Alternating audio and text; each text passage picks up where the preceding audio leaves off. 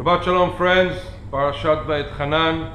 Moses pleads with God to enter the land of Israel, and God does not adhere to his pleads and to his longings for the land of Israel. A great catastrophe. But also in this portion there is the 10 Commandments.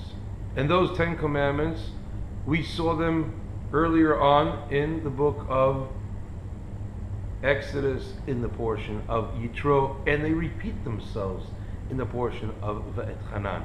But there are some differences between the 10 Commandments in Yitro and the 10 Commandments in this week's portion.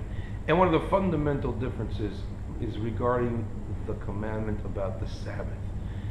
There, the Sabbath is to remember the works of God in Genesis, how God created the world in 6 days, rested on the seventh. In this week's portion, we remember the Sabbath in order to celebrate our freedom from Egypt. Within these two sources, Genesis and the Exodus of Egypt, there's also a fundamental truth that comes out. It says you should work for 6 days and you should rest on the seventh. We always understand that working is working, but the commandment, the emphasis is on resting on the seventh.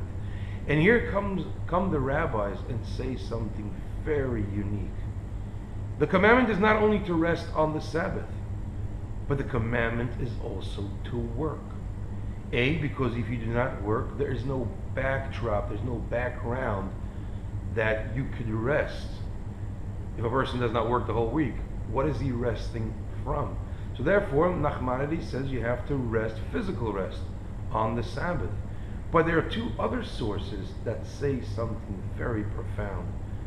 One of them, and we'll quote, is in the Mechilta, in the name of Rabbi Shimon Bar Yochai, and there he says, 6 days they shall work. Rabbi says they were commanded to do work during the week, just like they were commanded to rest on the Sabbath.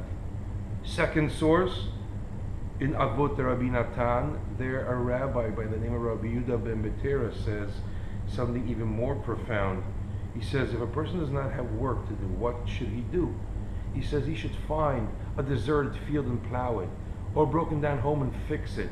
Why? Because since the Torah was given within a covenant, work, physical labor, was given also within the same covenant.